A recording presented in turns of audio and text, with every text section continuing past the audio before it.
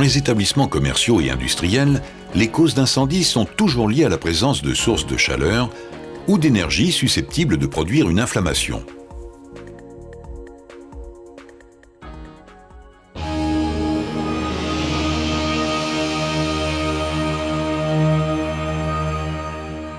Ces incendies sont dus essentiellement aux installations électriques, surcharge, court-circuit, à l'électricité statique lors du dépotage de matières organiques ou de liquides inflammables,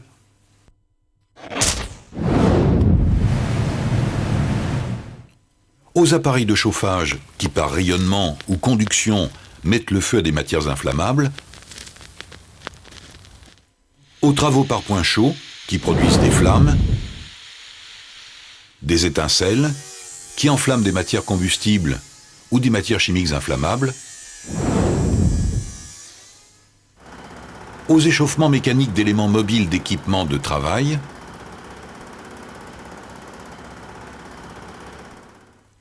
aux réactions de produits chimiques et aux phénomènes d'inflammation spontanée de matières grasses en présence de l'oxygène de l'air, à l'imprudence des fumeurs,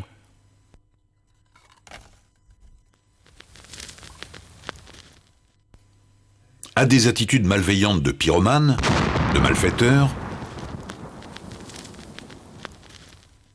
aux causes naturelles telles que l'effet du soleil à travers une vitre ou la foudre.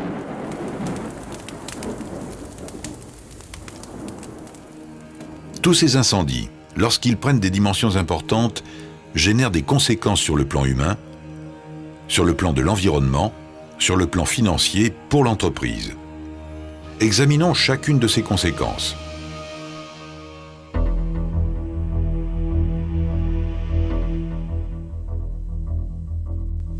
Les conséquences sur le plan humain sont essentiellement dues, premièrement, aux fumées et aux gaz. La température qu'ils atteignent provoque des brûlures des voies respiratoires lorsqu'ils sont inhalés. Lors d'un incendie, la concentration en oxygène dans l'air, qui est normalement de 21%, diminue. Celle des gaz toxiques et corrosifs augmente. Il y a asphyxie.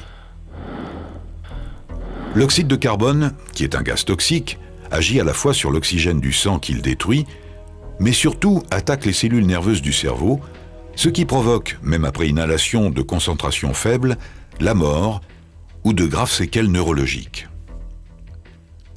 Les gaz qui ont un effet corrosif, tels que les vapeurs d'acide, l'ammoniac, le chlore, créent de graves lésions pulmonaires en brûlant les tissus internes.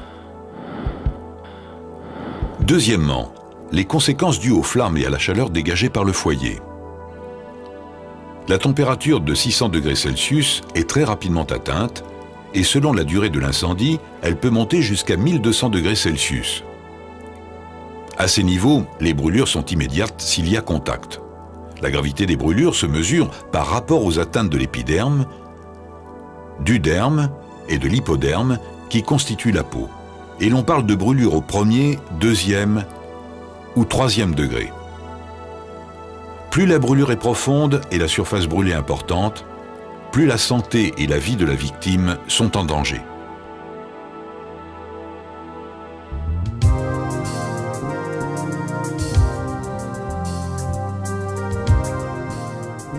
Comme nous l'avons vu précédemment, les incendies dégagent toujours une quantité considérable de fumée chargée de gaz tels que le gaz carbonique, l'oxyde de carbone, le chlore, les vapeurs d'acide, l'ammoniac, mais aussi des matières et poussières qui perturbent de manière importante l'équilibre naturel de l'atmosphère. Il y a pollution de l'air. Un autre type de pollution moins visible est celle du sol, du sous-sol et de l'eau.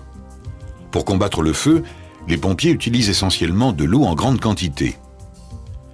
Cette eau chargée de matières de combustion de tout type, souvent des produits chimiques toxiques, s'écoule par les réseaux des eaux pluviales et pollue les cours d'eau, s'infiltre dans le sous-sol et altère la qualité de l'eau des nappes phréatiques.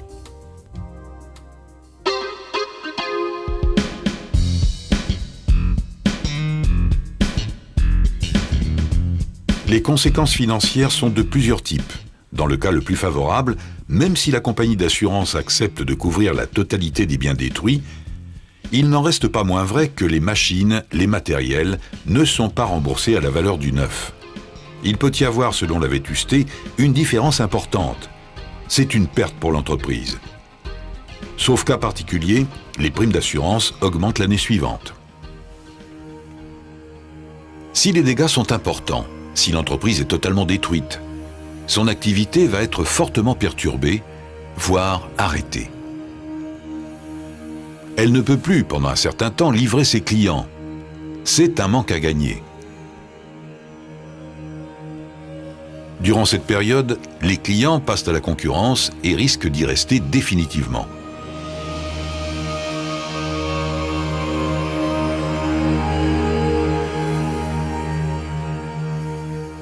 Des statistiques montrent que 70% des entreprises victimes d'un incendie grave disparaissent dans les 3 ans qui suivent.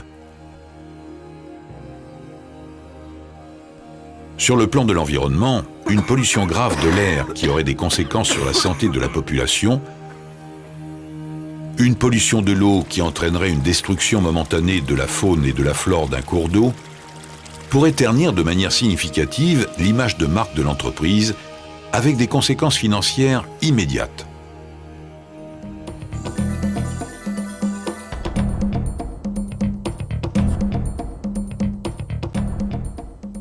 On dit toujours qu'il faut, pour éteindre un feu, un verre d'eau dans la première minute, un seau d'eau dans la deuxième minute,